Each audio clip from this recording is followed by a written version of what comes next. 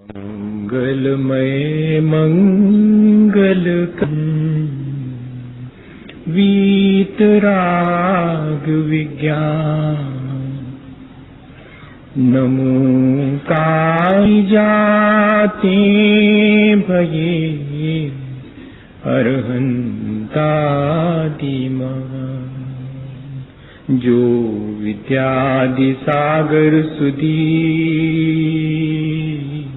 जो विद्यादि सागर सुधी गुरु हैं हितैषी शुद्धात्म में निरत नित्य हितोपदेशी वे पाप ग्रीष्म ऋतु में जल है सयानी पूजूं सतत केवल ज्ञान पाने पूजूं सतत केवल ज्ञान पाने। बोलिए भगवान महावीर स्वामी के, आचार्य कुंद कुंद स्वामी के, आचार्य गुरुवर विद्यासागर मुनि महाराज के।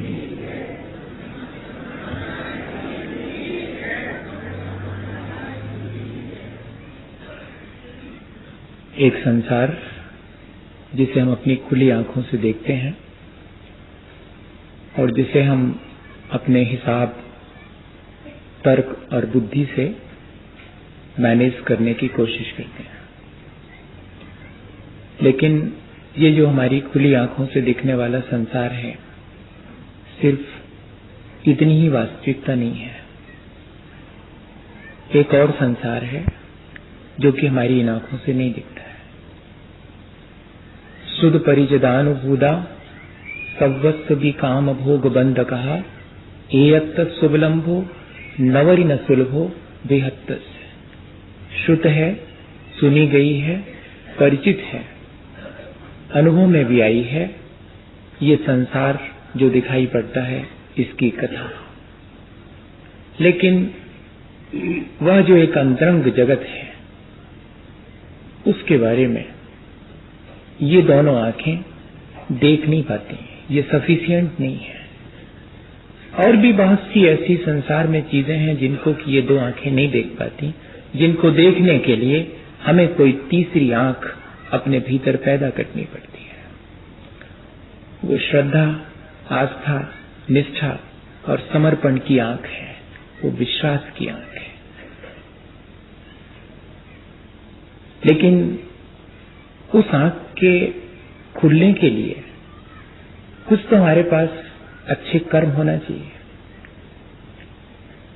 वे कुछ अच्छे कर्म जो हमारे पास होते हैं तब फिर वो जो अंतरंग जगत है, वो जो श्रद्धा और विश्वास है, उसे हम समझ पाते हैं। हमारे जीवन में हमने पता नहीं ऐसे कौन से कर्म किए हैं जिससे कि सहसा हमारी श्रद्धा, हमारा विश्वास उस आंतरिक जगत पर नहीं हो पाता है। ठीक ऐसे ही जैसे कि जीवन भर जिस जगह बैठ करके एक भिखारी भीख मांगता रहा, उसके मर जाने पर लोगों ने देखा कि उसी जगह पर सोने की असरफियां दबी हुई थी। वो भिखारी जीवन भर इस बात को नहीं जान सका, उसे अपनी निजी संपदा देखने की आंख नहीं मिल सकी। ऐसे ही हम लोगों के पास अपनी निजी आत्म संपदा है, उसे देख पाने की जो हिये की आंख है वो हमारी नहीं खुल पाती है। इतना ही नहीं, सिकंदर जैसे लोग हुए जिन्होंने मरते समय अपने दोनों हाथ बाहर निकाल करके हमें ये विश्वास दिलाना चाहा कि यहां से कोई कुछ हाथों में लेके नहीं जाता। वो जो लेके जाता है वो दिखाई नहीं पड़ता, वो कहीं भीतर अंतरंग के जगत में हमारे साथ जो ट्रैप हो जाता है, हमारे साथ जो अटैच होता है, वो हमारे साथ जाता है। ये सारी चीजें यहीं बाहर पड़ी रह जाती हैं और खाली हाथ लौटने की वेदना लेकर के हम लौटें, इससे पहले क्यों ना हम अपने आप की पहचान कर लें जो कि हमारे साथ जाता है। लेकिन इस अपने आप की पहचान करने का विश्वास, ऐसी आस्था हमारे भीतर पता नहीं क्यों पैदा नहीं हो पाती। एक साधु रास्ते से गुजरता है और कहता है कि जो सच्चाई का साथ देता है वो मुक्त हो जाता है, और मनुष्य नहीं सुन पाता इस बात को, मनुष्य नहीं कर पाता इस बात पर विश्वास। और एक पिंजरे में बैठा हुआ, जो राजा के घर में लटका है पिंजरा, उसमें बैठा हुआ पक्षी उस बात पे विश्वास कर लेता है कि सचमुच मेरे भीतर जो एक सच्चाई का जगत है, ये जो दिखाई पड़ रहा है वो भ्रम है। सच्चाई का जगत जो मेरे भीतर है उसे मुझे पाना चाहिए, मुझे हमेशा सच का साथ देना चाहिए। और होता क्या है, जब दूसरे राज्य के दूत आकर के राजा से मिलना चाहते हैं तो राजा भीतर से समाचार भेजता है कि कह दो है नहीं, मैं मिलना नहीं चाहता, इसलिए कह दो कि है नहीं। पर वो पक्षी जिसने अभी थोड़ी देर पहले साधु के वचन सुन लिए थे कि हमेशा सच्चाई का साथ देना, उसने कहा राजा भीतर है, और कहा जा रहा है कि राजा नहीं है। और ये बात जैसे ही राजा को मालूम पड़ी कि मेरी बात तो गड़बड़ा गई इस पक्षी की वजह से, तो कहा कि हटाओ उस पक्षी को। इतना ही तो चाहता था वो, पिंजरा खोल दिया गया। पक्षी अब उस साधु की ही तरह गीत गा रहा है किसी वृक्ष पर बैठ करके कि हमेशा साथ सच्चाई का देना, मैंने तो मुक्त होके देख लिया, जरा देर के लिए मैंने सच्चाई का साथ दिया था और मैं मुक्त हो गया। लेकिन इस बात पर हम विश्वास नहीं कर पाते। आखिर क्या चीज है, क्या चीज है कि अपनी निजी संपदा पर हमारा विश्वास नहीं होता? क्या चीज है कि हमारे अपने ऊपर हमारा विश्वास नहीं होता? क्या चीज है कि सच्चाई पर हमारा विश्वास नहीं होता? और क्या ऐसी चीज है जो कि सपने को सच मानने के लिए मजबूर कर देती है? हाँ, सिर्फ आंख बंद होने पर जो सपना देखा जाता है सिर्फ वो ही सपना हो, ऐसा नहीं है। इन खुली आंखों से भी जब हम वस्तु की वास्तविकता नहीं देखते हैं और भ्रम में जीते हैं, वही तो सपना है। जब हम मंसूबे बांधते रहते हैं संसार की चीजों को पाने के, और आखिरी में वे चीजें नहीं मिलती हैं और हम अपना जीवन पूरा सपने में बिता देते हैं, यहां पाने लायक कुछ भी नहीं है, ये तो तब एहसास होता है जब खाली हाथ लौटना पड़ता है। तब एहसास होता है कि यहां पाने लायक कुछ भी नहीं है। वो पाने लायक जो है वो मेरे अपने भीतर है। क्या हुआ था, राजा का राजकुमार बीमार था और वो उसके सिरहाने बैठे थे और झपकी लग गई थी, और तब उन्होंने सपने में अपने 12 बेटे और बहुत बड़ा साम्राज्य देखा था, और इतने में जीवन साथी की चीख सुनकर के उनकी आंख खुल गई थी, और आंख खुली तो देखा कि बेटा तो मर चुका है। तब बहुत जोर से हंसे थे, तो लोगों ने यही समझा था कि पागल हो गया लगता है दुख में। लेकिन उनसे पूछने पर कि आप हंसे क्यों, तो उन्होंने कहा कि आज मुझे मालूम पड़ा इस संसार की वास्तविकता ये है कि सिर्फ यहाँ पर बंद होने पर आंख सपना नहीं दिखता, यहाँ तो खुली आंख में भी सपने ही हम देखा करते हैं, सच्चाई तो हम देख ही नहीं पाते हैं। क्यों? मैं उन जो 12 बच्चे अभी स्वप्न में जिनको कि मैं बिल्कुल सच मान रहा था, वे मेरे चले गए स्वप्न टूटने पर, उनके लिए रोऊं, या कि जो ये सामने राजकुमार मेरे सामने से मरण को प्राप्त हो गया, इसके लिए रोऊं, इसलिए मैं हंस रहा हूं। ये सारी चीजें, ये जो एक हमारा इस संसार को देखने का नजरिया है, इस पर कौन आवरण डालता है, इसे कौन विकृत कर देता है? मेरे ऐसे कौन से कर्म हैं जो मुझे सच्चे देवगुरु शास्त्र पर श्रद्धा नहीं होने देते, जो मुझे 7 तत्वों का श्रद्धा नहीं होने देते, जो कि मेरे जीवन के लिए हितकारी है, उस पर मेरा विश्वास क्यों नहीं बनने देते हैं? जहां भी आत्मा की और मेरे कल्याण की चर्चा होती है, वहां मेरी रुचि क्यों नहीं जागृत होती, वहां मेरा इंक्लाइनेशन और रुझान क्यों नहीं होता, उस संसार के प्रपंच में मेरा रुझान क्यों हो जाता है? इन सब बातों पर कई बार मन में विचार तो आता है कि आखिर ऐसा क्या किया मैंने कि किसी और को तो विश्वास हो जाता और मेरा विश्वास नहीं जमता, मेरा आत्मविश्वास इतना कमजोर क्यों है? ऐसा हम हमेशा अपने मन में विचार करते हैं। आचार्य भगवंतों के चरणों में बैठे तो वे समझाते हैं कि किसी और ने हमें अविश्वास में डाल दिया हो, हमारी श्रद्धा को खंडित कर दिया हो, या हमें हमारी आस्था को और निष्ठा को नहीं जमने दिया हो। ऐसा नहीं है। हमारे ही अपने कर्म हैं जो हमने अपने लिए मुश्किल में डालने के लिए किए हैं। भैया, और कर्मों के बारे में तो ऐसा है कि जैसे कि माँ ने 4 लड्डू बनाए हों और थोड़े थोड़े से दिए 3 लड्डू में से, तो हमने अपना संतोष व्यक्त कर दिया, पर थोड़ा मन को संतोष भी हुआ कि चलो इतने थोड़े तो गए, भीतर तो गया कुछ। लेकिन उन 4 लड्डुओं में से 1 लड्डू पर किसी सर्प ने आकर के विष गिरा दिया है।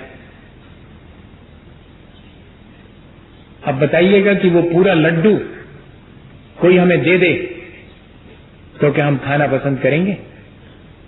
हमें वो 3 में से थोड़ा थोड़ा ही ठीक है, वो चौथा पूरा भी कोई दे दे तो हमें नहीं चाहिए।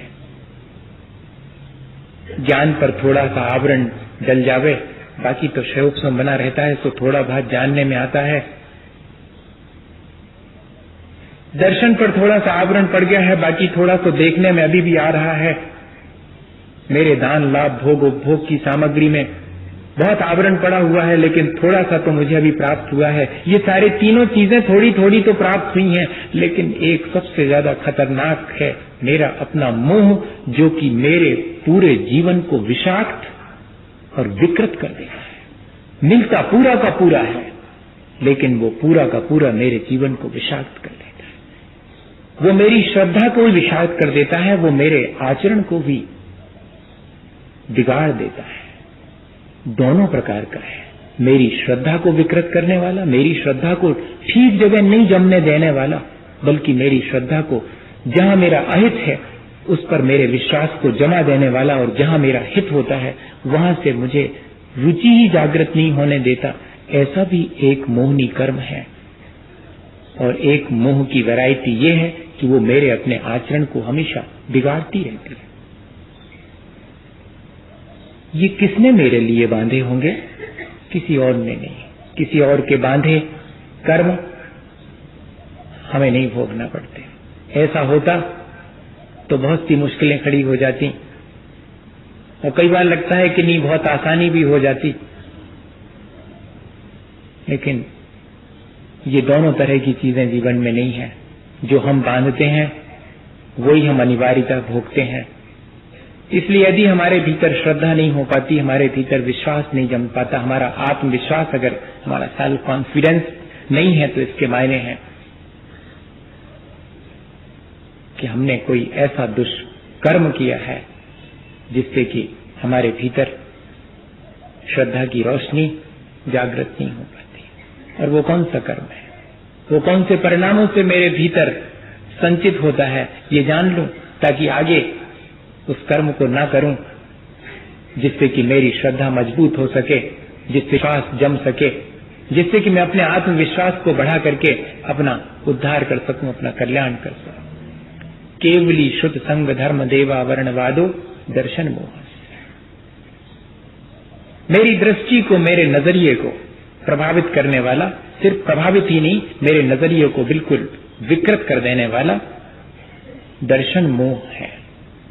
और सारा खेल इस संसार में दृष्टि का ही है। जैसा देखना चाहें वैसा दिखाई पड़ता है, जैसा है वैसा देखने के लिए तो आंख चाहिए, वरना इन 2 आंखों से तो जैसा हम देखना चाहते हैं वैसा दिखता है। एग्जैक्टली कैसा है वैसा देखने के लिए तो बहुत श्रद्धा की और विवेक की आंख चाहिए। जब हमारा मन राग द्वेष से युक्त होता है तब चीजें भली और बुरी जान पड़ती हैं। चीजें कैसी हैं ये नहीं जान पड़ता, चीजें भली हैं या कि बुरी हैं। आकाश नीला है, लेकिन कभी हंसता मालूम पड़ता है, कभी रोता मालूम पड़ता है। जब हमारा जी अच्छा नहीं होता तो एक एक चीज ऐसी मालूम पड़ती है जैसे कि सब उदास हो, और जब हमारा मन प्रफुल्लित होता है तो उदास व्यक्ति भी हंसता हुआ जैसा जान पड़ता है। ये सारा का सारा खेल हमारी अपनी दृष्टि का है, और इसी दृष्टि को विकृत कर देने वाला मेरा कोई कर्म मेरे भीतर बैठा हुआ है। मैं जरा उसको देख तो लूं। मैं तो अपनी आंख को ये मान के चलता हूं कि मेरी आंख बिल्कुल ठीक देखती है, लेकिन इन दो आंखों से ही सब कुछ देखा जाता हो, ऐसा नहीं है। आंख तो सिर्फ जो आंख से दूर है उसे देख पाती है। आंख में पड़े हुए को तो आंख भी नहीं देख पाती। देख पाती है क्या? आंख तो एक दूरी की चीज, जो हमसे जितनी चीज दूर है और हमारी आंख की सीमा में है, वो हम देख पाते हैं। पर आंख के अत्यंत निकट हो और आंख में पड़ी हो कोई चीज तो नहीं दिखाई पड़ती। हम अपने आप को नहीं देख पाते हैं और बाकी सारी दुनिया को देख पाते हैं। ये क्या चीज है जो कि हमें खुद अपना परिचय नहीं होने देती? ऐसा कौन सा कर्म है? यही है जो दृष्टि को विकृत बनाने वाला मोह है, जो हमें चीजों को राग द्वेष से युक्त होकर के देखने को मजबूर करता है, जबकि हमें वीतराग भाव से चीजों को, और वीतराग भाव से ही देखने पर चीजें ठीक दिखाई पड़ती हैं। राग द्वेष से देखने पर तो चीजें दिखाई ठीक नहीं पड़ती। लेकिन क्या करें, हमारे अपने कर्म हमें ऐसा करने के लिए प्रेरित करते हैं। और इतना ही नहीं, हम उन कर्मों की जिम्मेदारी स्वयं नहीं ले पाते हैं। हम किसी और को दोषी ठहराते हैं कि मेरा विश्वास इसलिए नहीं जमता, मेरी श्रद्धा इसलिए नहीं जमती। देखो, ये इस तरह की बातें होती हैं, इसलिए मेरी भगवान के प्रति बिल्कुल श्रद्धा नहीं है। गुरुजनों के प्रति उनके सब हमने देख लिए, उनकी चालें हम जानते हैं, उनका हमारी श्रद्धा नहीं जमती। शास्त्र में कितनी बातें लिखी हैं, क्या होता उससे? हमारी श्रद्धा ही नहीं जमती। सब ठीक होने के बाद भी मेरे भीतर का जो मोह है वो मुझे इन सब चीजों के बारे में ऐसा उलट पुलट सोचने के लिए मजबूर कर देता है। केवली शुद्ध संग धर्म देवा वर्ण बाधो दर्शन मोह। कैसे परिणाम होते हैं जबकि ये अश्रद्धान मेरे भीतर जागृत होता है। असल में जो महान आत्माएं हैं, महापुरुष हैं, उनमें जो दोष नहीं है, उन दोषों का हम आविष्कार कर लेते हैं, उन दोषों को उनमें कल्पना करने लगते हैं। इसे कहते हैं अवर्णवाद। और ये जो अवर्णवाद है, जिसमें दोष नहीं है उसमें उन दोषों को देखना, उन दोषों की कल्पना करना, ये मेरी दृष्टि को दूषित करते हैं।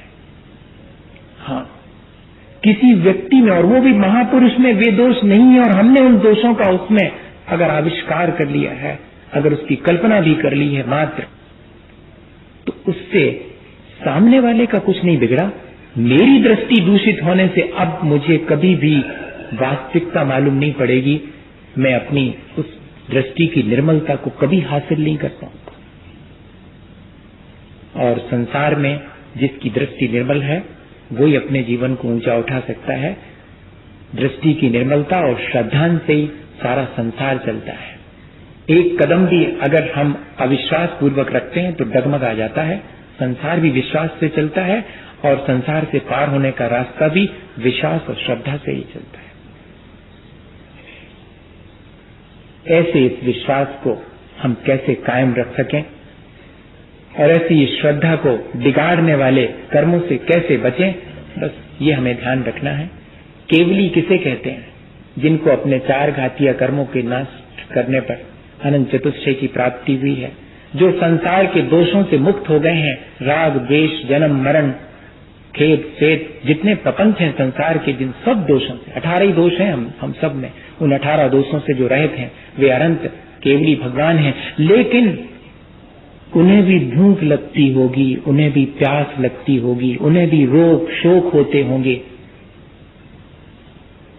वे भी भोजन करते होंगे।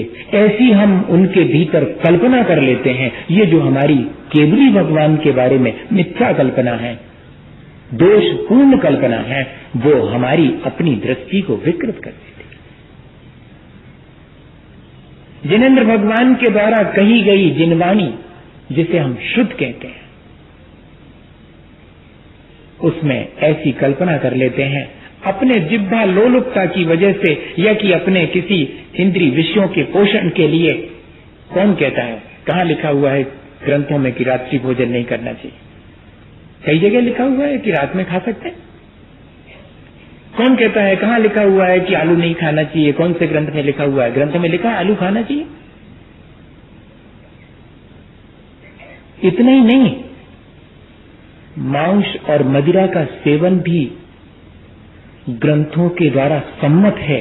ऐसा मिथ्या दोष जब हम सेक्रीड स्क्रिप्ट पर लगा देते हैं, जब हम गुरुजनों की और तीर्थंकरों की वाणी पर ऐसा दोषारोपण कर देते हैं कि उन्होंने तो इन सब चीजों को वैलिड माना है, तब मानिएगा कि ये हमारी अपनी दृष्टि को विकृत करता है, हमारे आत्मविश्वास को धीरे धीरे घटाता।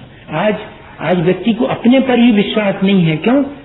क्योंकि जिन पर हमें विश्वास करना था उन पर ही हमारा विश्वास नहीं है, तो अपने ऊपर विश्वास कैसे जागृत? हमने तो अपनी विषय कषायों के पोषण के लिए उन सब चीजों में भी तब्दीली कर दी और अपने मन मुताबिक उन चीजों में वे चीजें शामिल कर दी। ऐसे श्रुत का आवरणवाद ये मेरी दृष्टि को विकृत करता है। बहुत सावधान रहने की आवश्यकता है। मेन स्क्रिप्ट में मिक्सअप करना, अपनी दृष्टि के अनुरूप अपने राग द्वेष से प्रेरित होकर के, वो हमारी ही दृष्टि को विकृत करेगा और कुछ नहीं होगा। दूसरे का तो बिगाड़ होगा ही, अपना खुद का भी बिगाड़ होगा। इसलिए कभी भी ऐसा प्ररूपण नहीं करना। एकांतवाद दूषित समस्त विषयादिक पोषक अप्रशस्त, रागादि कुमति निकृत श्रुताभ्यास, सो है कुबोध बहुदैन त्रास। कभी भी ऐसा नहीं करना, ऐसा प्ररूपण नहीं करना जिससे कि विषय कषायों का पोषण हो, और वो भी धर्म के नाम पर। बहुत सावधानी की, जिससे वैराग हो, जिससे कि संसार से पार होने का रास्ता मिले, वो ही कहना। क्योंकि हमारे कल्याण करने वाले गुरुजनों और तीर्थंकरों ने वही कहा है, वे कभी हमें संसार में भटकाने वाली चीजों में लगने के लिए प्रेरित नहीं करेंगे। लेकिन क्या करें, हमारी अपनी लोलुपता, हमारा अपना स्वार्थ, उनके माध्यम से हम अपनी बात को कह देते हैं। इससे क्या होगा, कल के दिन हमें फिर निर्मल दृष्टि नहीं मिलेगी, निर्मल ज्ञान नहीं मिलेगा। हमारी दृष्टि हमेशा विकृत ही बनी रहेगी, क्योंकि हमने दूसरे जो निर्मल चरित्र था उसमें दूषण लगा दिया। जो निर्मल वाणी थी भगवान की, उसमें हमने दूषण लगा दिया। अब कभी हमें सच्ची वाणी का स्वाद नहीं मिलेगा। बहुत सावधानी की आवश्यकता है। केवली शुद्ध और संघ, संघ किसे कहते हैं? मुनियारी का, श्रावक श्राविका, चतुर्विध संघ है, संघ समूह है, सज्जनों का समूह ही संघ है। उन सज्जनों पर जो कि अपने आत्म कल्याण में लगे हुए हैं, वास्तव में जो सज्जन हैं और अपने आत्म कल्याण में लगे हैं, उनकी बात कह रहा हूं। अकेला वेश धारण कर लेने से कोई सज्जन नहीं होता, न कोई साधु होता। जो अंतरंग में साधुता को अपना चुका है, उसकी उस साधुता को न देख करके ये कहना कि अरे इनके पास खुद ही तो खाने पीने को नहीं है, खुद ही तो शरीर पे कपड़ा लगता नहीं है जी, अब ही तो संसार में दुखी दिखाई पड़ रहे, आगे का इनको सुख मिले। ऐसा मिथ्या आरोपण अपने मन में कल्पना कर लेना, इससे क्या होगा? इससे हमारी ही दृष्टि विकृत होगी। जो दोषी है उसके दोष देखना तक वर्ग है, और जो निर्दोष है उसमें दोषों का आरोपण कर देना, वो तो फिर अपने जीवन को नष्ट करने का उपाय ही है साक्षात। उसमें तो कोई बात ही नहीं। वो जो दोषी है वो तो अपने दोषों से स्वयं नष्ट हो रहा है, लेकिन हम जो निर्दोष है उसमें दोषों की कल्पना करके अपने पतन का उपाय स्वयं कर लेते हैं। बहुत सावधान रहना चाहिए। आज 5 मिनट और लेऊंगा, विलंब तो हुआ। मेरे जिम्मे 9:15 बजे आई है बात, अभी 20 मिनट हुए हैं। दृष्टि तो घड़ी पर चली जाएगी, आज तो बार जाएगी, इसलिए 5 मिनट और लेऊंगा बस।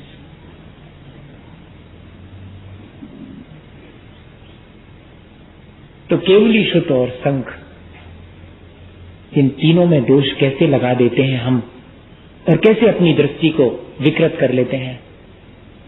और फिर संघ के बाद धर्म और देव, ये 2 और बचे। धर्म कौन सी चीज है? धर्म के मायने है अहिंसा, धर्म के मायने है वीतरागता। धर्म तो सूरज की रोशनी की तरह है, जितना हम खिड़की खोलेंगे, दरवाजा खोलेंगे, हमारे तक भीतर आएगा। वो किसी की बपौती नहीं है। अहिंसा किसी की बपौती है क्या? धर्म इतना व्यापक और इतना विशाल है, लेकिन ये कह देना कि जितने लोग इस अहिंसा धर्म का पालन करते हैं, इस वीतरागता का पालन करते हैं, वे सब मर करके खोटी जगह जाते हैं। बताइए, धर्मात्मा जो धर्म का पालन करते हैं उनकी बड़ी दुर्गति होती है। अब बताओ, और अहिंसा में धर्म नहीं है, धर्म तो हिंसा में है। ऐसा मान लेना, हिंसा को ही धर्म मान लेना और अहिंसा धर्म से विमुख हो जाना, या कि अहिंसा धर्म का पालन करने वालों को ये कहना कि वे खोटी गति में जाएंगे, असुर होंगे, ये क्या है? ये हमारी अपनी, अगर हमारी श्रद्धा नहीं जम पा रही है तो ध्यान रखना हमने ऐसा ही उपद्रव किया होगा अपने जीवन में। आज भले ही हम अच्छे हैं, हाँ, ये किया होगा, इसलिए हमारा विश्वास, हमारी श्रद्धा दृढ़ नहीं हो पाती। हमें दृष्टि की निर्मलता, जिसको सम्यक दर्शन कहते हैं, जिससे कि संसार से पार हुआ जाता है, वो चीज नहीं मिलती। मेरे अपने खोटे कर्म भी मुझे देखना चाहिए। आज अगर वर्तमान में जो हम कहते हैं कि हमारा सेल्फ कॉन्फिडेंस जरा लूज हो जाता है, जरा आत्मविश्वास बढ़ाने की कोई प्रक्रिया तो बताओ। किताबें निकल रही हैं, मिलियन किताबें बिक रही हैं इस बात के लिए कि आप अपने फेथ को, आप अपने पॉजिटिव एटीट्यूड को कैसे मेंटेन करें, अपने नजरिए को कैसे बदलें और अपना आत्मविश्वास कैसे बढ़ाएं। क्योंकि सक्सेस के लिए तो पहले नंबर जरूरी है कि आपको आत्मविश्वास होना चाहिए। और उस आत्मविश्वास के लिए क्यों कम हो गया आत्मविश्वास, क्यों आत्मा में रुचि कम हो गई, उसके लिए मैंने कौन से खोटे कर्म किए थे, इस पर विचार करना चाहिए। मैंने अहिंसा को धर्म मान लिया होगा, मैंने अहिंसा का पालन करने वालों की दुर्गति हो जावे ऐसा विचार किया होगा। इसलिए आज मेरा अपना विश्वास मेरे ऊपर नहीं है। और देव किसे कहते हैं? स्वर्ग के देवों को देव कहते हैं। जिनेंद्र भगवान को भी देव कहते हैं, लेकिन स्वर्ग के देव भी देव कहलाते हैं। जिनेंद्र भगवान के बारे में, अनंत भगवान के बारे में, वीतरागी भगवान के बारे में तो दोषों की कल्पना करनी ही नहीं चाहिए। यहां तक कि जो स्वर्ग में रहते हैं देव, उनके बारे में भी मिथ्या कल्पना नहीं करनी चाहिए। क्या कल्पना करते हैं कि ये जो देवी देवता हैं ये तो मांस खाते हैं, शराब पीते हैं, सुरापान करते हैं और देवांगनाओं का निरंतर जो है भोग करते रहते हैं। उनको वही चाहिए, सुरा और सुंदरी चाहिए, ऐसा कह देते हैं। यदि हम ऐसी कल्पना कर लेते हैं उन देवों में, ध्यान रखना अत्यंत सुंदर होते हैं, मंद कषाई होते हैं, परिग्रह धीरे धीरे उनका कम होता जाता है। गति शरीर परिग्रहाभिमान तो हीना, उसमें से अधिकांश तो सम्यक दृष्टि होते हैं। और उन पर हम ऐसा दोष लगा दें कि वे सुरापान करते हैं, मांस का भक्षण, भैया उनके तो मानस आहार होता है, कंठ में से अमृत झर जाता है, बस इतना ही है। लेकिन हमने कौन सी ऐसी कल्पना कर ली, ऐसी मिथ्या धारणाएं हम बना लेते हैं। वे मिथ्या धारणाएं हमारे जीवन को, हमारी दृष्टि को दूषित करती हैं। ये तो ठीक ऐसा है, दृष्टि की निर्मलता और दृष्टि की विकृति तो ऐसी है भैया कि अपन को जो चीज अपने राग देश से रुच जावे उसी को अपन सही मानते हैं, और जो अपने लिए नहीं रुचती तो उसको अपन सब मिथ्या करार कर देते हैं। मुश्किल तो यही है। जैसे कि हमने आपको उदाहरण दिया था कि बिल्ली महारानी सेठ जी के घर पली थी और एक बार विदेश यात्रा पे गई और फिर बाद में लौटी, तो उनका बड़ा स्वागत हुआ कि विदेश से लौटी हैं। उनकी अपनी सहेलियां उनसे मिली और उन्होंने कहा कि कोई संस्मरण सुनाओ विदेश का। तुमने तो वहां पर जो महारानी है उनको भी देखा होगा, सुनते हैं कि उनके मुकुट में तो कोहिनूर हीरा लगा हुआ है, कितना सुंदर होगा, वहां का वर्णन तो करो। तो वो कहती है बिल्ली अन्य सहेलियों से कि सुनो ये सब वाहियात बातें हैं, क्या रखा है इसमें, वहां पर चूहे बहुत मोटे मोटे हैं। बिल्ली की आंख से तो इतना ही दिखेगा, बिल्ली की आंख कोहिनूर नहीं जानती, बिल्ली की आंख और कुछ नहीं देखती, उसको तो चूहे देखते हैं। हमारी भी आंख के साथ यही मुश्किल है कि जैसा हम संसार को देखना चाहते हैं, जो हमारी आसक्ति है, वही हम बाहर भी देख लेते हैं। भैया इस आंख को जरा सा दुरुस्त करने की बात है। मेरे अपने कर्म जो मैंने अज्ञानता पूर्वक कर लिए हैं, जिससे कि मेरी आंख पर पर्दा पड़ गया है, मेरी आंख से मुझे ठीक नहीं दिखाई पड़ता, मेरी आंख में विकृति आ गई है, तो इस वाली आंख का तो डॉक्टर से इलाज हो सकता है, लेकिन वो जो हिये की आंख और भीतर की आंख है उसका इलाज भी हमें करना पड़ेगा। और उसके इलाज के लिए आचार्य भगवंतों ने सूत्र दे दिया कि कभी केवली भगवान के बारे में, कभी जिनवाणी के बारे में, कभी सज्जन पुरुषों और साधु जनों के बारे में, कभी धर्म के बारे में, और कभी सामान्य स्वर्ग के देवों के बारे में भी। और जो चीजें उनमें नहीं है उनकी कल्पना मत करना, उन दोषों को, उनमें जो निर्दोष है वो मत देखना। अगर ऐसी दृष्टि भी हमारे अंदर आ जावे तब हमारा जीवन बहुत ऊंचा उठ सकता है। कल और आपसे बात करूंगा इसी विषय पर, यह नहीं भी होगा तो किसी और विषय पर। मैंने आज तक आपसे अब नहीं कहा, आज भी नहीं कह रहा हूं। मैं सिर्फ इतना ही कहना चाहूंगा कि आने वाले दिनों में और आपकी शुभकामनाएं और आने वालों को आपका आशीर्वाद मिलना चाहिए।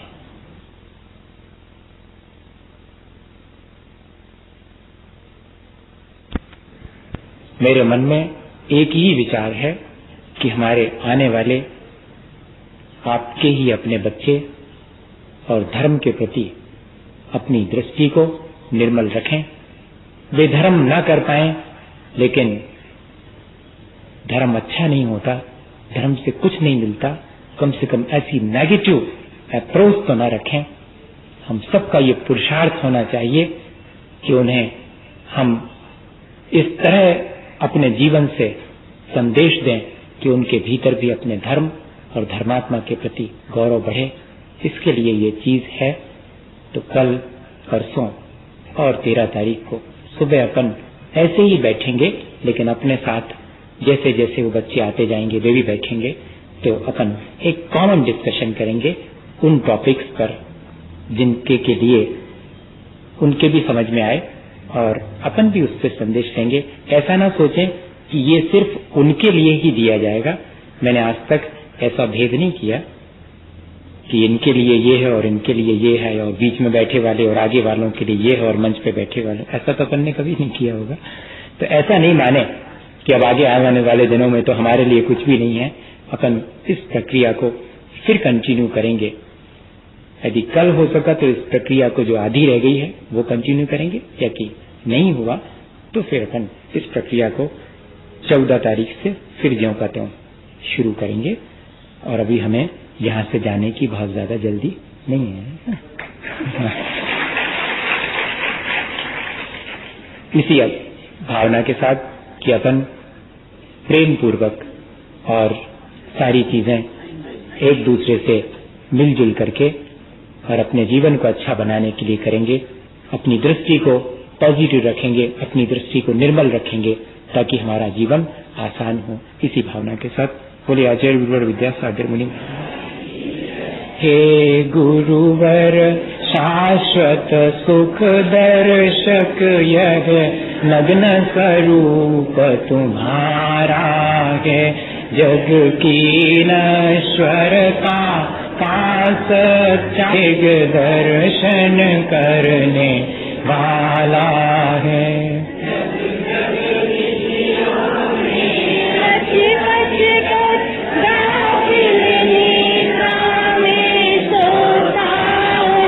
अथवा वह शिव के निष्कंटक पथ में विषकंटक गोता हो।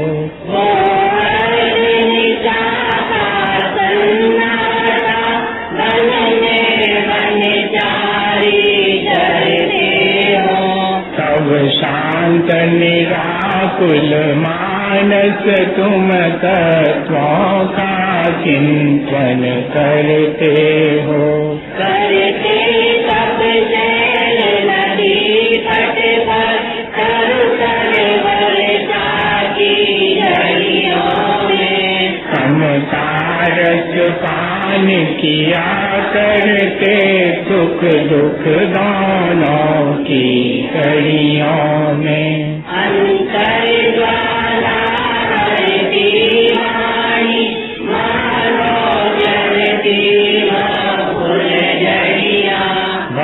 बंधन तड़ तड़ टूट पड़े, खिल जा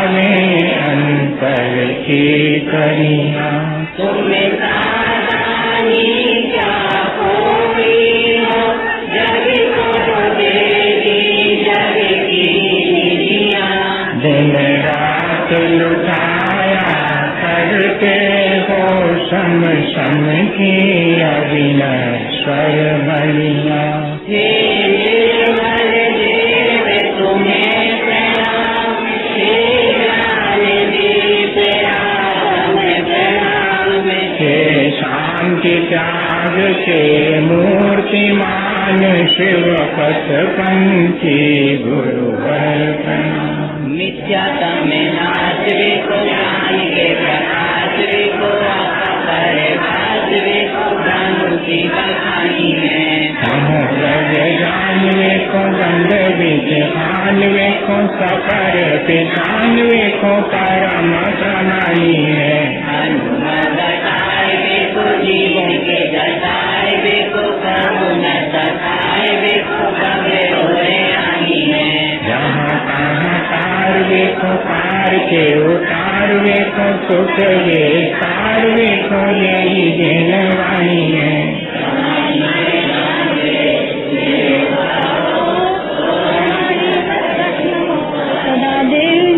उदक जाने तांडुल को के गई सरस्वती कतुरु के कला के गई। धवल मंगल दान वाला कुले इन ग्रहे मुनि राज परम पूज्य आचार्य गुरुवर श्री विद्यासागर जी महाराज के संगत मुनि श्री क्षमा सागर जी महाराज, श्री भवेशाला जी महाराज के चरण कमलों की पूजा अनंत करता है। अर्घ निरूपांति स्वाहा।